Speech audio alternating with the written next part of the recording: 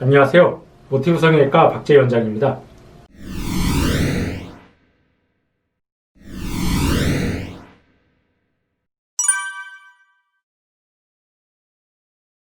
네, 재수술 확률이 30%라는 얘기는 3명 중에 1명꼴로 이제 재수술을 한다는 얘기인데, 모르겠습니다. 그게 의사들마다 좀 다를 수는 있겠지만, 저 같은 경우는 사실 그 정도는 아닌 것 같고, 눈 같은 경우는 한 5% 미만? 네, 5% 미만인 것 같고, 코 같은 경우도 5%에서 한 10% 사이 정도인 것 같은데, 이제 사실 재수술을 하는 원인은 굉장히 많습니다. 이제 눈 같은 경우 뭐 가장 흔한 게 뭐 쌍꺼풀이 풀린다든지, 뭐 짝재기, 양쪽이 비대칭이라든지, 아니면 불만족, 생각했던 것보다 너무 쌍꺼풀이 크다든지 아니면 너무 작다든지 그런 것 때문에 보통 재수술하는 경우가 많은데, 이제 쌍꺼풀이 풀리는 원인이야 뭐 굉장히 많죠. 뭐 이제 수술적인 원인도 있고 환자들의 뭐 수술 케어 문제, 뭐 비빈다든지 그런 문제도 있고 여러 가지 원인이 있겠지만, 보통 이제 수술적인 원인으로는 이제 수술할 때 최대한 좀 유착을 좀 어느 정도 튼튼하게 만들고, 또 눈뜨림이 약한 사람은 좀 눈매기 정도를 통해서 좀 눈뜨림을 보완해주고 그러면은, 이제 웬만하면은 이제 수술적인 문제 때문에 쌍꺼풀이 풀리는 경우는 그렇게 많지는 않은 것 같습니다. 이제 다만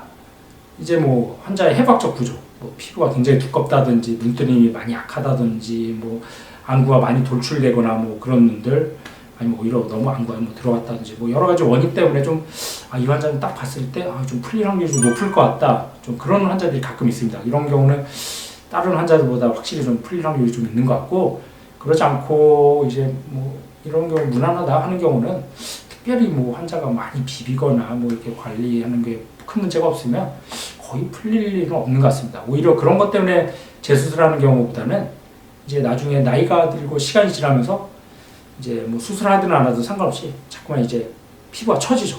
피부도 처지고 늘어나고 눈썹도 떨어지고, 그러다 보니까 처음보다는 쌍꺼풀이 작아집니다. 그럼 환자들 입장에서는 이거 쌍꺼풀 작아지고 눈이 작아 보이니까 이거 풀린 거 아닌가 해서 저한테 수술하고 몇 년 뒤에 오는데, 실제로 보면 그런 환자들 풀려서 오는 경우는 거의 없고 대부분 다 이제 피부가 처져서 작아지니까 이제 그런 경우 재수술하게 되는데, 그런 경우 뭐 다시 뭐 라인을 좀 높이든지 아니면 좀 피부가 생각보다 많이 처졌으면 뭐 절개로 뭐 절제해내든지 뭐 그런 경우 이제 재수술하는 경우가 있고, 코 같은 경우는 눈보다는 조금 더 재수술하는 확률이 좀 높은데, 그거는 이제 코 수술의 특수성, 이제 눈 수술은 수술할 때 뭐 이물질이나 뭐 그런 재료가 거의 들어가는 일이 없죠. 실만 있으면 되니까. 이제 코 수술 같은 경우는 이제 뭐 실리콘이라든지 아니면 코끝을 하기 위해서 뭐 기증능연골이나 뭐 인공연골 뭐 여러 가지 이물질들이 들어갈 수밖에 없는 경우가 있습니다. 그런 경우는 그 이물질이 처음에는 이제 괜찮지만 시간이 지나면서 자꾸만 피부를 압박한다든지, 그리고 코는 계속 이제 코 주위 입이 계속 움직이고 먹고 말하고 하다 보니까 코끝에 지속적으로 이제 힘이 압력이 가해져요. 그러면 처음엔 괜찮다가도 점점점 이제 피부가 얇아지거나 이제 뭐 가끔 뭐 심지어는 뚫고 나오는 경우도 있겠죠. 그런 이제 이물질에 의한 문제 때문에 이제 재수술하는 경우가 있는데, 그런 경우는 참 예측하기가 좀 쉽지가 않습니다. 물론 뭐 피부가 많이 얇거나 만약에 이제 코끝을 좀 많이 높이거나 이제 좀 이게 코끝에 힘이 많이 가해지는 경우 그런 확률이 높은데, 또 안 그런데도 또 그런 환자들이 있는 거 보면은 코 수술은 좀 예측하기가 쉽지 않지만, 그래서 최대한 좀 코 수술할 때는 좀 보수적으로 이제 안정적으로 수술하는 게 장기적으로 봤을 때는 조금 더 결과가 이제 안전할 것 같습니다. 이제 뭐 너무 크게 실리콘을 보형물 큰 실리콘을 쓴다든지 아니면 코끝을 너무 무리해서 뺀다든지 하면 뭐 당장은 뭐 큰 문제 없겠죠. 뭐 1, 2년 뭐 큰 문제 없겠지만 5년 지나고 10년 지나면은 결국은 이제 그런 부작용이나 문제가 생길 가능성이 올라갈 수밖에 없습니다. 그래서 저 같은 경우는 이제 코 수술은 약간 좀 보존적으로 보수적으로 하는 편이고, 눈 수술은 뭐 크게 뭐 부작용이 생길 만한 일이 별로 없으니까 환자가 원하는 거를 될 수 있는 대로 좀 맞춰주는 방향으로 하게 됩니다.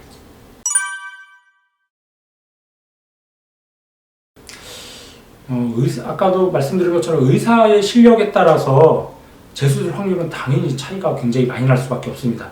그건 이제 몇 가지 원인이 있는데, 우선 첫 번째, 이제 수술하기 전에 충분히 환자와 의사의 의사소통이 굉장히 중요합니다. 특히 눈수술 같은 경우 쌍꺼풀을 조금만 높게 잡고 낮게 잡고 굉장히 이미지나 느낌이 많이 달라지기 때문에 환자가 원하는 눈매를 충분히 이제 의논을 하고 그래서 파악을 해야 됩니다. 환자가 원하는 느낌이 거의 뭐 티가 안 나는 느낌인지 아니면 자연스럽지만 좀 약간 보이는 건지 아니면 좀 화려하고 좀 약간 티나더라도 화려한 느낌을 원하는지 그런 거에 따라서 이제 그런 디자인이나 수술 방법이 달라질 수밖에 없습니다.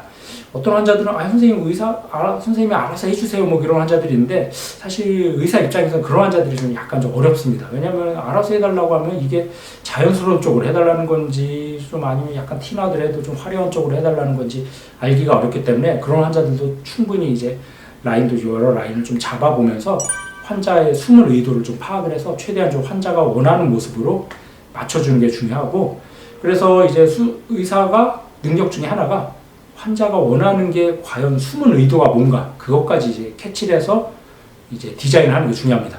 그리고 두 번째 이제 그렇게 환자의 숨은 의도까지 알았다고 하더라도 수술로 또 그걸 만들 수 있느냐 그건 또 이제 별개의 문제겠죠. 이제 환자가 원하는 느낌이 자연스러운 느낌인데 수술은 또 너무 좀 티나고 뭐 이게 뭔가 좀 쌍꺼풀이 뭐 몇 달 지났는데도 엊그제 수술한 그런 좀 과하고 좀 약간 어색한 느낌의 이제 눈으로 만들면 안 되겠죠. 그러니까 환자가 원하는 느낌을 정확히 캐치했으면 그거에 맞춰갖고 이제 수술을 할 수 있는 능력.